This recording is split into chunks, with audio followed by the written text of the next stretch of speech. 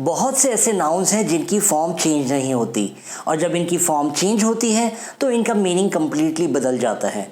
हम ऐसे ही कुछ नाउन्स इस लेसन में देखेंगे ताकि हम इन्हें सही से इस्तेमाल कर सकें। तो आइए पहले हम डिस्कस करते हैं उन नाउन्स को जो सिंगुलर और प्लूरल दोनों में सेम तरीके से रहते हैं। तो ये नाउन्स हैं sheep, deer, swine, series, dice, species etcetera. ये नाउन्स कभी भी प्लूरल नहीं बनते और ये सेम रहते हैं। आइए कुछ एग्जाम्पल्स देखते हैं ताकि हम इन्हें बेहतर समझ सकें। A sheep is grazing in the field. Sheep are grazing in the field. I saw a deer in the forest. I saw a herd of deer in the forest. We need a dice to play the game. We need 2 dice to play the game. Numbers दर्शाने वाले nouns जैसे dozen, 100, 1000, million, billion इत्यादि ये हमेशा singular रहते हैं जब इनके आगे एक प्लूरल नाउन होता है। कुछ फ्रेजेस अपनी स्क्रीन पर देखिए, इनमें प्लूरल नाउन होने के बावजूद भी 100, डजन, बिलियन, मिलियन ये सब सिंगुलर ही हैं। अगर आपको इनको प्लूरल में यूज़ करना है तो आप कह सकते हैं dozens of eggs, hundreds of books, thousands of shirts, millions of people, billions of dollars and so on. Hair भी एक इंटरेस्टिंग वर्ड है। इसको हम as a collective noun use करते हैं जो कि अनकाउंटेबल है और हमेशा सिंगुलर रहता है। जब भी हम रेफ़र करते हैं हेयर को तो इसका मतलब हम कह रहे हैं बालों के उन समूह को जिनको हम कलेक्टिवली देख रहे हैं। These are fine threads that grow on our head.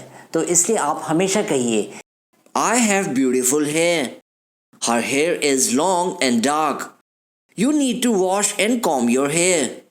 लेकिन अगर आप कुछ बालों को रेफ़र कर रहे हैं जैसे कि 2, 3 या अ फ्यू तो इनके साथ आप हेयर्स को यूज़ कर सकते हैं जैसे कि I am starting to get a few grey hairs, there are 3 hairs on the sofa, the rug is covered with dog hairs. आइए बात करते हैं नाउन्स फिश और फ्रूट के बारे में। ये दो ऐसे नाउन्स हैं जब हम इनको प्लूरल बनाते हैं तो इनका मतलब चेंज हो जाता है। तो आइए फिश से शुरुआत करते हैं। फिश जब हम फूड की तरह देखते हैं तो हम इसको हमेशा सिंगुलर ही यूज़ करते हैं। तो आप कह सकते हैं we are fond of fish, I am cooking fish for dinner, in Japan people eat raw fish. Fish की 2 प्लूरल फॉर्म्स होती हैं, फिश या फिर फिशेस। जब आप फिश की बात कर रहे हैं तो एक ही वैरायटी की बात कर रहे हैं। जब आप कहते हैं फिशेस तो यहाँ डिफरेंट वैरायटीज़ की बात हो रही है। आइए कुछ एग्जांपल्स देखते हैं जिससे कि हम इसको बेहतर समझ सकें। Fishermen caught 4 big fish. Nearly 600 fishes are on the list of endangered species. The stonefish is the most deadly of all fishes.